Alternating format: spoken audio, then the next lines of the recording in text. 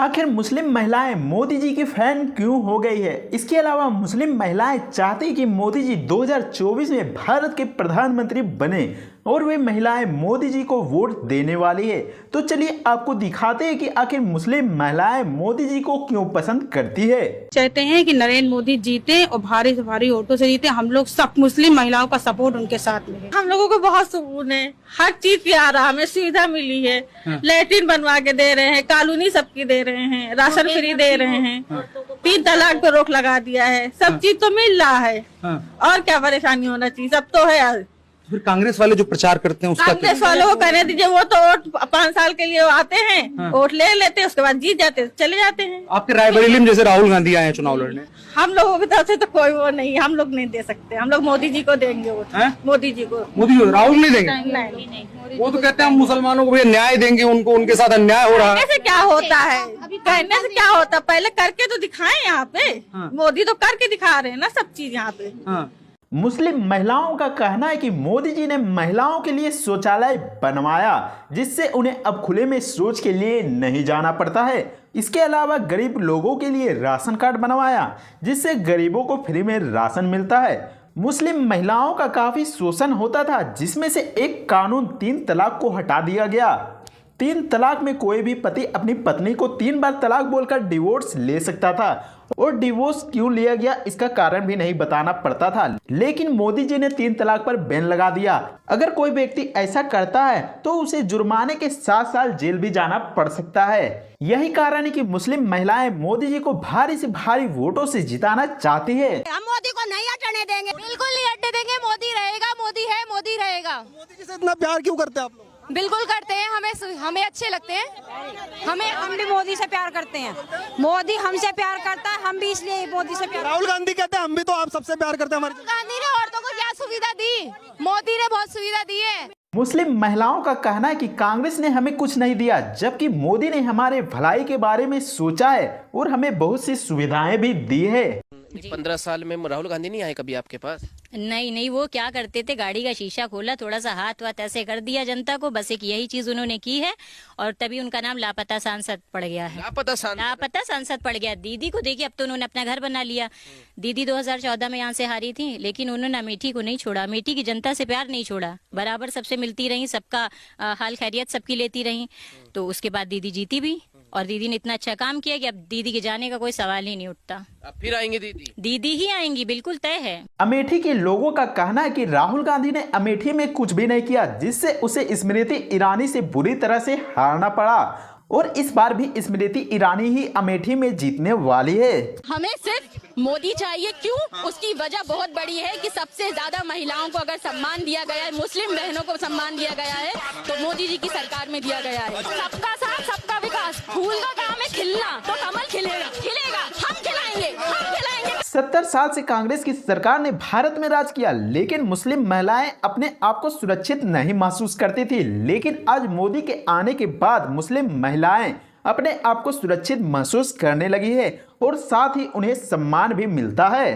पप्पू बौखला गया है, पागल हो गया है, नाकामी ने उसका दिमाग खराब कर दिया है, इसलिए ओल बलोल काम कर रहा है। इस पप्पू को होश नहीं है, वो क्या प्रधानमंत्री बनेगा। मोदी जी एक शेर है, मोदी जी श्री राम जी का अवतार है। मोदी जी को शेर कहा जा रहा है, और इसके अलावा मोदी जी की तुलना भगवान श्री राम से की जा रही है। ये जो हलाला है, जो मौलाना लोगों को खूब मजा आता था, हलाला भी बैन, ट्रिपल तलाक बैन, तो हलाला भी बैन। आप पूरी जिंदगी जो बोलते हैं ना, एक हस्बैंड वाइफ साथ में रहते हैं, वो खत्म कर देते हो। तलाक तलाक तलाक बोल के पूरा रिश्ता खत्म एक पल में। कोई आपकी वाइफ इंडिया में है, आप दुबई में हो, आपको वहाँ कोई पसंद आ जा रही है, व्हाट्सएप पे आप तलाक तलाक तलाक कह के जिंदगी उस महिला की खराब कर रहे हो। कोई राइट्स ही नहीं था कि वो कानून का सहारा ले सके मुस्लिम महिलाएं। लेकिन योगी जी, मोदी जी ने ऐसा फैसला किया, ऐसा निर्णय लिया बीजेपी सरकार ने कि हम मुस्लिम महिला को एक बोलते हैं ना, एक जज्बा हमारे अंदर डाला कि नहीं, आप भी जा सकती है कानून के पास और दरवाजा खटखटा के अपने लिए आवाज उठा सकती है। और आज देखो, कोई भी व्यक्ति, कोई भी मुसलमान व्यक्ति अगर किसी भी महिला को ट्रिपल तलाक देता है तो उसका छिछिया लेदर होना तय है, वो जेल में जाएगा, साथ साथ ही साथ ये जो हलाला है, जो मौलाना लोगों को खूब मजा आता था। मोदी जी के आने के बाद उन्होंने 3 तलाक, हलाला, इद्दत जैसे नियमों पर बैन लगा दिया। इन नियमों के कारण मुस्लिम महिलाओं का काफी शोषण किया जाता था। इसके अलावा अगर आप चाहते हैं कि हलाला, इद्दत, बहुविवाह, 3 तलाक क्या होता है तो वीडियो को पूरा देखिएगा, इसमें आपको पूरा समझ में आ जाएगा। अगर किसी देश के प्रधानमंत्री हमारे प्रधानमंत्री के पैर छू रहा है तो वो दबाव में नहीं छू रहा, वो इज्जत में, रिस्पेक्ट में छू रहा है कि ये वो प्रधानमंत्री है जिसके लिए पूरा हिंदुस्तान एक आवाज लगा रहा है, मोदी मोदी मोदी। ये हमारे हिंदुस्तान के प्रधानमंत्री जी है कि जिस वक्त ये बाहर जाते हैं, किसी भी देश में जाते हैं तो उनको ऑनर मिलता है, मोदी इज द बॉस। प्रधानमंत्री नरेंद्र मोदी जी जब दूसरे देश जाते हैं तो वहां के प्रधानमंत्री मोदी जी के पैर छूते हैं, तो ऐसा क्यों? तो आपको बता दूं कि ऐसा इसलिए क्योंकि भारत की जनता की जुबान में सिर्फ मोदी है और भारत की जनता मोदी से काफी प्यार करता है। धर्म की चीजें हैं वो चलती रहती है, ऊपर नीचे होती रहती है, लेकिन आनी मोदी जी की सरकार है। जिस हिसाब से प्रोग्रेस हो रहा है, लोग देख रहे हैं आंखों से, चाहे वो देखते हुए भी भले झुठलाते बातों को, लेकिन हम मानते हैं कि हाँ 2024 में भी मोदी जी की सरकार आएगी। क्योंकि जो लोग बाहर जाते हैं ना, तब उनको एहसास होता है कि वाकई में हम इंडियन है और हमें प्राउड फील होता है। जैसे हम लोग तो दुबई भी जाते हैं, बहुत कंट्रियां घूमते हैं, तब हमें एहसास होता है कि वाकई में हम इंडियन है। जो हमें यहाँ भी चीजें मिलती है वो हमें कहीं नहीं मिलती। अब मुस्लिम समाज को भी मालूम चल गया कि मोदी जी ही सिर्फ देश का विकास कर सकते हैं। पहले भारत को विदेशों में कोई नहीं जानता था, लेकिन मोदी जी ने भारत का पहचान विदेशों तक पहुंचाया है और भारतीय लोग विदेशों में गर्व से घूम पाते हैं। आप लोग क्यों जाना चाहती है? मोदी जी के साथ जाना चाहती है? जी बिल्कुल। क्यों जाना चाहती है? कि मोदी जी ने सब कुछ कराया है, सब कर रहे हैं, सेफ्टी, मुसलमानों का भी बहुत ध्यान रखते हैं। क्या चीज नहीं करी उन्होंने मुसलमान के लिए, सब कुछ किया है। क्या है मिला है? मुस्लिम महिलाओं को क्या मिला है? क्या नहीं मिला, सभी कुछ मिला है। मुस्लिम महिलाओं को सब कुछ दे रहे हैं, वो लोग अपने हिसाब से सभी कुछ कर रहे हैं। मोदी जी का नारा ही है सबका साथ सबका विकास, तो जो भी हिंदू महिलाओं को मिला है वो सब मुसलमान महिलाओं को मिला है, किसी में कोई डिफरेंस नहीं किया है उन्होंने। मुस्लिम महिलाओं का मानना है कि जो हिंदू महिलाओं को सभी सुविधाएं मिली है वे हमें भी मिला है, इसमें किसी भी प्रकार का भेदभाव नहीं किया गया है। ये ममता बनर्जी से लेकर के, अखिलेश से लेकर के, अवैसी से लेकर के, कांग्रेस से लेकर के, सबको मुसलमान मर्द बहुत पसंद है, मुसलमान महिलाएं पसंद नहीं आती हैं।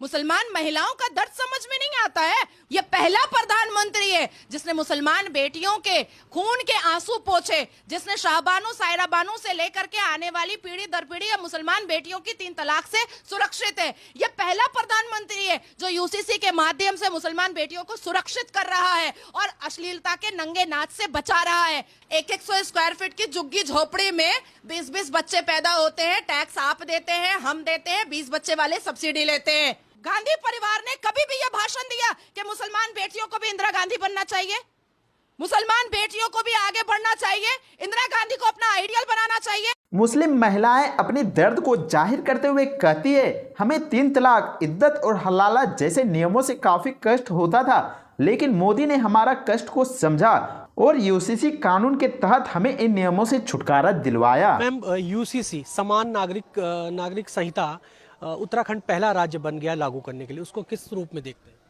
दामी जी का शुक्रिया इसमें, मोदी जी का शुक्रिया इसमें। पहले आदमी लड़ाई होती थी, झगड़ा, जरा से कुछ बात होती थी, चलो तुझे मैंने तलाक दे दिया है, वो सब खत्म हुआ है। और ये फैशन जो बना रखा था हम लोगों के यहाँ, फैशन बन रखा था शादियों का, 5 शादियों का फैशन बना रखा था, वो फैशन खत्म हुआ है, तो उसके लिए धन्यवाद। धामी जी के फैशन खत्म हुआ है और आज महिलाएं हलाला जैसी क्रूर प्रथा से निजात मिला है। तो चलिए अब बात करते हैं कि आखिर 3 तलाक, हलाला, इद्दत और बहुविवाह क्या है और इसके तहत मुस्लिम महिलाओं का शोषण कैसे होता था। ऐसे में क्या कभी आपने सोचा है कि इस कानून के पारित होने के बाद मुस्लिम समुदाय में क्या क्या बदलाव देखने को मिला है? चलिए आज की इस वीडियो में हम आपको बतलाएंगे कि आखिर किस तरीके से मुस्लिम महिलाओं का शोषण किया जाता था और यूसीसी लागू होने के बाद मुस्लिम महिला अपने आप को किस तरीके से सुरक्षित महसूस करने लगी है। यूसीसी कानून के तहत बहुविवाह पर रोक लगा दिया गया है। आखिर बहुविवाह का मतलब क्या है और इस पर रोक क्यों लगा दिया गया है? बहुविवाह का मतलब होता है किसी स्त्री या पुरुष के द्वारा एक से अधिक शादी करना। पहले मुस्लिम पर्सनल लॉ बोर्ड के तहत मुस्लिम समुदाय में एक व्यक्ति 4 शादियां कर सकता था, लेकिन इस कानून में साफ साफ कहा गया है कि कोई भी व्यक्ति चाहे महिला हो या पुरुष दूसरी शादी तब तक नहीं कर सकता है जब तक उसका पार्टनर जीवित रहता है या फिर तलाक नहीं देता है। इसके अलावा यूसीसी कानून के तहत हलाला और इद्दत पर भी रोक लगाया गया है। बहुत से लोगों को तो हलाला और इद्दत का मतलब भी नहीं पता होगा। जब मुस्लिम समुदाय में कोई पुरुष अपनी पत्नी को तलाक दे देता है तो उस स्त्री को 3 महीना 10 दिन तक बिना किसी पुरुष को देखे घर पर रहना होता है, जिसे इद्दत कहा जाता है। इसके अलावा जब मुस्लिम पति पत्नी में लड़ाइयां हो जाती है और फिर किसी कारणवश मुस्लिम पति अपनी पत्नी को तलाक दे देता है तो वह दोबारा से उस स्त्री से तब तक शादी नहीं कर सकता था जब तक कि वह स्त्री किसी दूसरे पुरुष से शादी करके उससे तलाक ना ले ले। तब जाकर वह व्यक्ति अपनी तलाक दिए हुए पत्नी से शादी कर सकता था। ऐसे में मुस्लिम महिलाओं का काफी शोषण किया जाता था, लेकिन अब अगर कोई व्यक्ति ऐसा करते हुए पकड़ा जाता है तो उसे 3 साल की कैद और 1 लाख तक का जुर्माना लगाया जा सकता है। यूसीसी कानून के तहत शादी के उम्र में भी बदलाव किया गया है। पहले मुस्लिम कानून के तहत लड़कियों का विवाह 13 साल की उम्र में ही करा दिया जाता था, जो कि कानून के नजर में नाबालिग और बाल विवाह के तहत आता है। लेकिन अब इस कानून के तहत मुस्लिम लड़कियों की शादी की उम्र 18 और लड़कों की उम्र 21 तय कर दी गई है। संपत्ति के बंटवारे में भी यूसीसी कानून के तहत बदलाव देखा जा सकता है। अगर कोई मुस्लिम व्यक्ति मर जाता है, वह मरने से पहले अपना कोई वसीयत नहीं लिखा है तो संपत्ति का 1/3 हिस्सा किसी दूसरे व्यक्ति को देना पड़ता था। लेकिन अब इस कानून के तहत अगर कोई मुस्लिम व्यक्ति अपने मरने के बाद भी वसीयत छोड़कर नहीं गया है तो यह जरूरी नहीं है कि उसकी संपत्ति का कोई हिस्सा किसी दूसरे व्यक्ति को देना पड़े। अगर आपको यह जानकारी और वीडियो पसंद आती तो वीडियो को लाइक कीजिएगा, चैनल को सब्सक्राइब कीजिएगा। इसके अलावा कमेंट सेक्शन में हमें कमेंट करके जरूर बताएंगे कि यह कानून ठीक है या फिर नहीं। तो मिलते हैं नेक्स्ट वीडियो में, तब तक के लिए जय हिंद, वंदे मातरम।